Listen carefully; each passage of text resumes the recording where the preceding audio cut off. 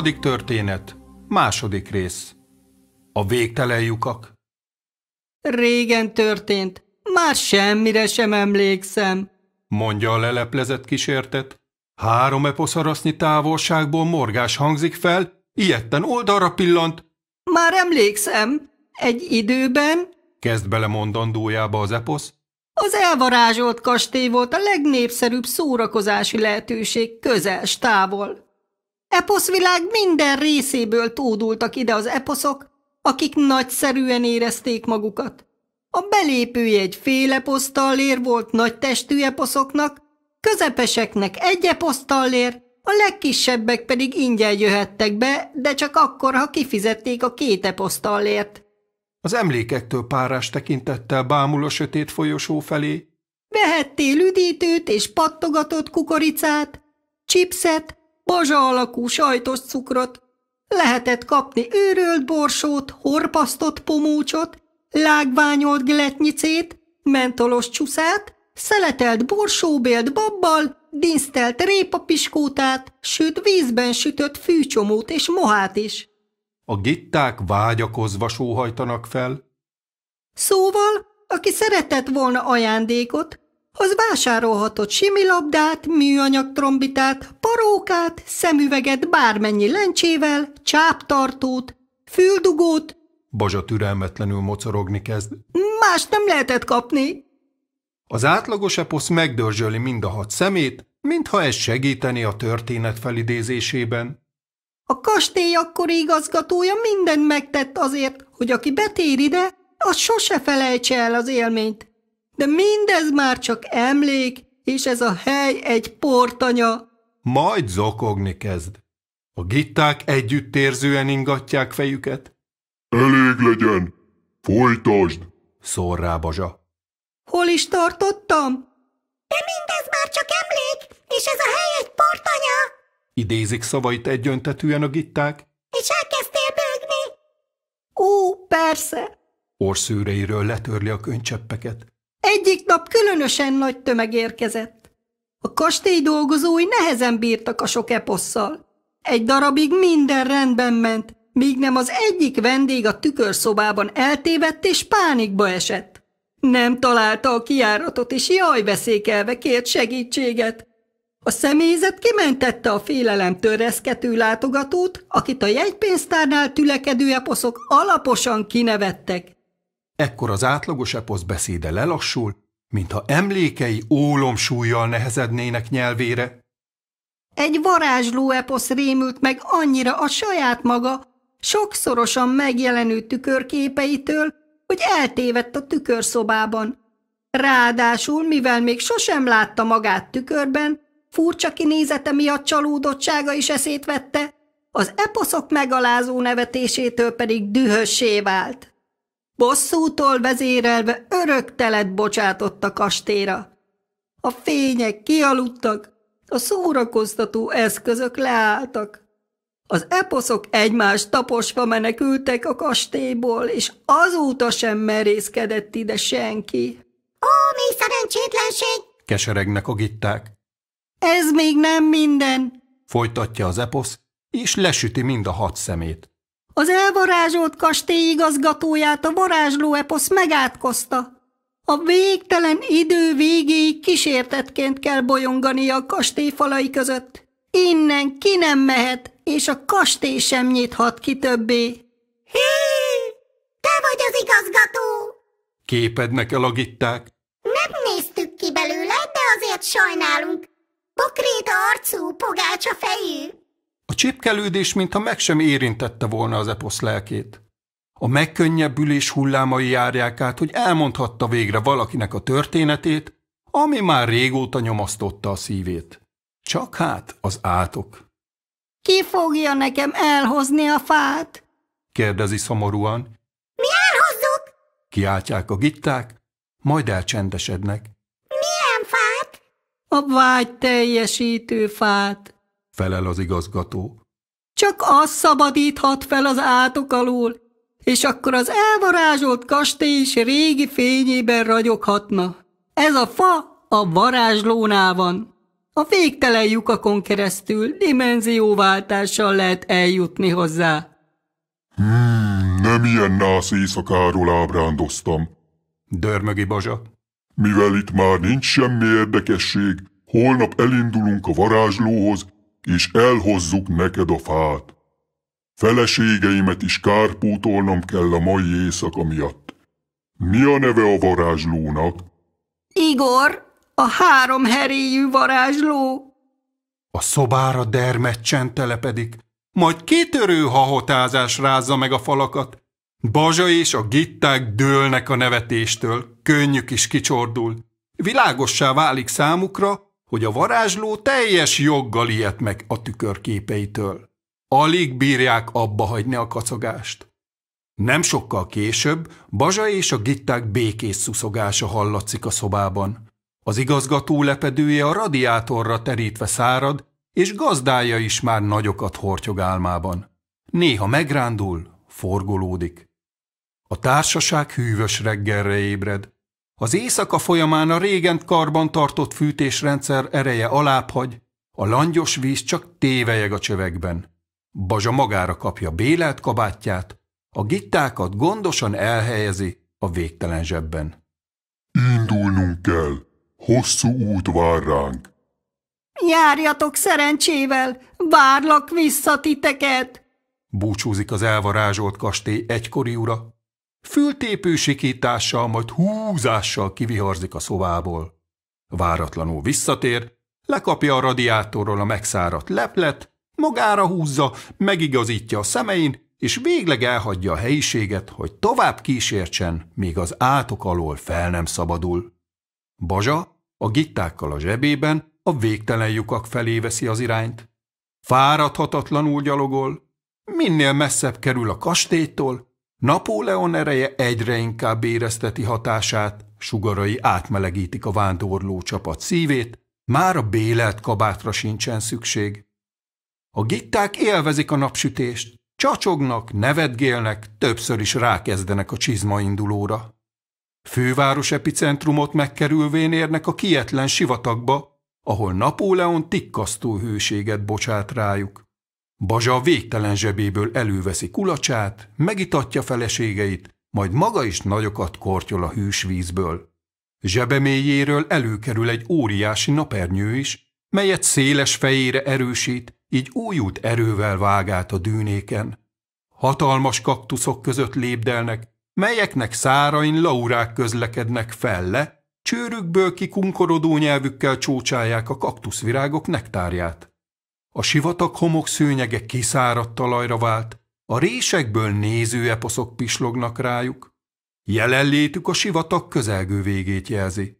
Számtalan eposzmérföld megtételét követően el is érik a pusztaság határát, ahol zöldellő rét tárul szemük elé. A réten egyre több fa nyújtózik, lombjuk alatt néha megpihennek. Itt-ott nagyobb sziklák keresztezik lépteiket, melyek között a bazsahangú szél kergeti önmagát, és a rétvirágai lágyan bólogatnak a megerősödő fuvallatok zenéjére. Noha Bazsa kitartása igen jelentős, estére ő is elfárad. Egy tisztáson találják magukat, ahol úgy dönt, megalszanak. A gitták is álmosak. Egy kis csoportjuk Bazsán alszik el, egy részük inkább marad a zseb biztonságában. Hamarosan holdkor ezüstös fényei borítják be a békésen szundikáló társaságot. Körülöttük sugárbogarak repkednek, akik apró fénypamacsokként száldosnak ide-oda.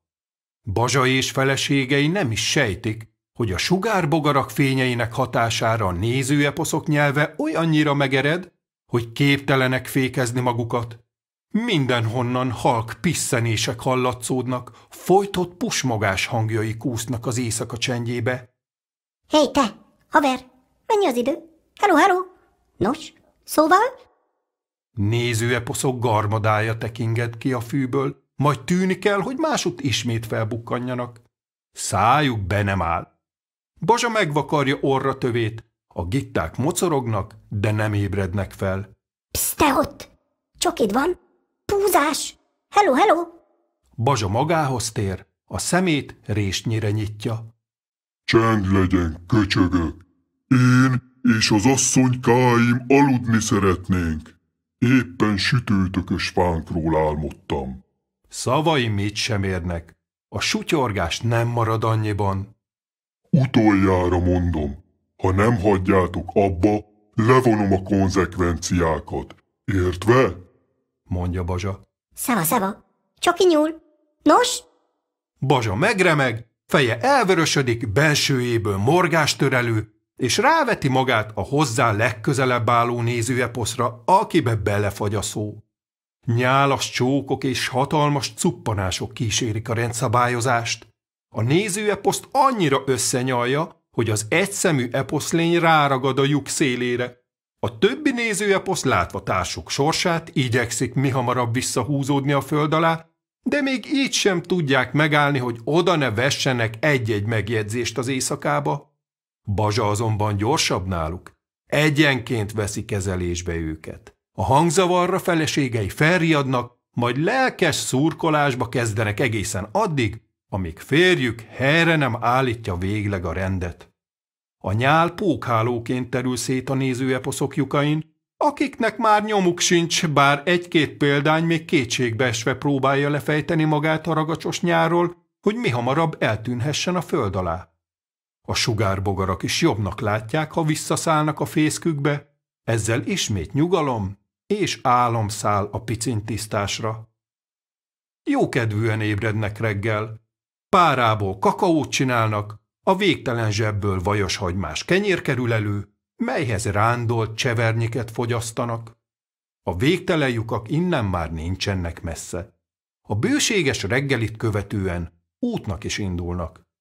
Tőlük délnyugati irányba, a látóhatár mesdjéjén a végtelen lyukak felé folyó tekereg, túlpartján valahol a messzeségben a füstölgő vulkánok pipáznak, és eregetik szürke füst pamacsaikat az ég felé.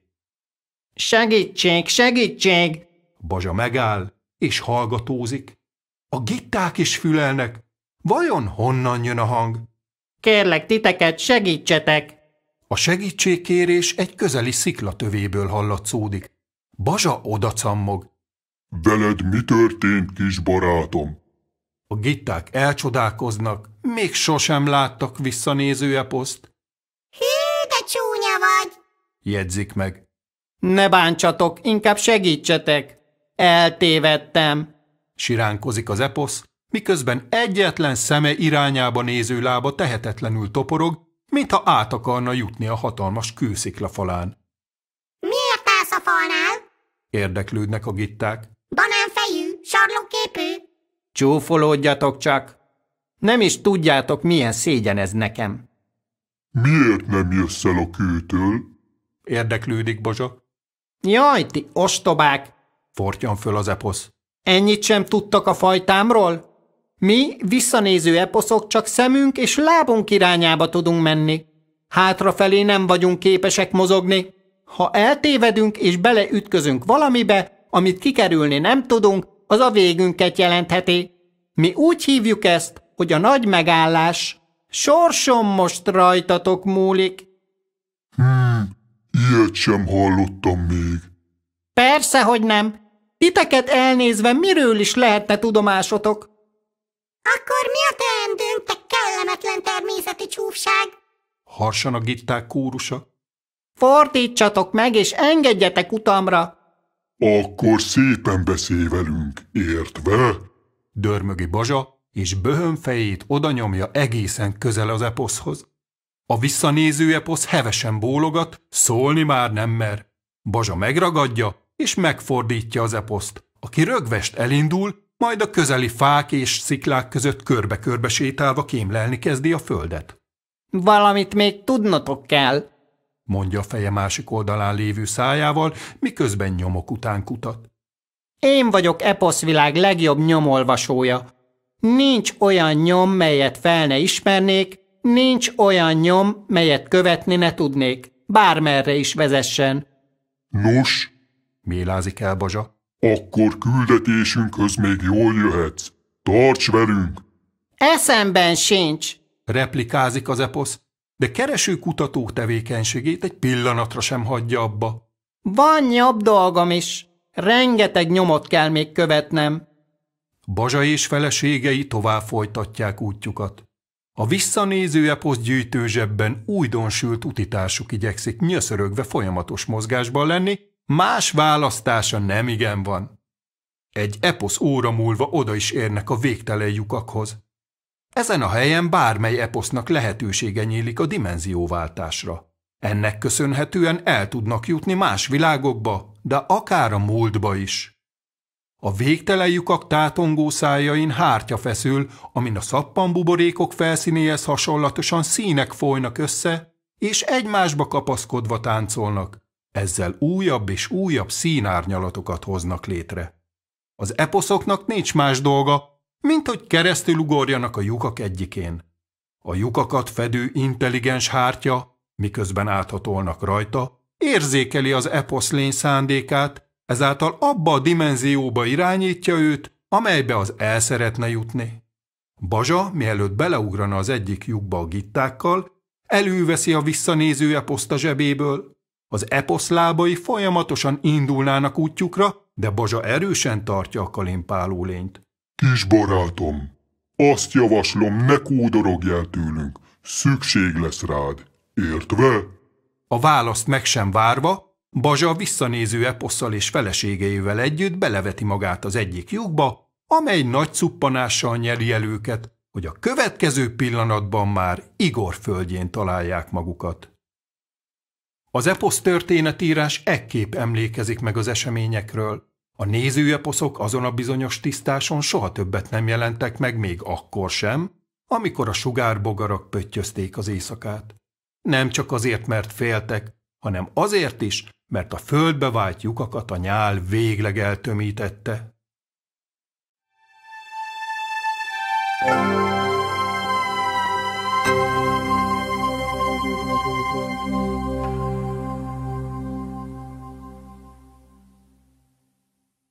Ha tetszett a történet, nyomj egy lájkot, iratkozz föl a csatornánkra, és kövesd oldalunkat a Facebookon.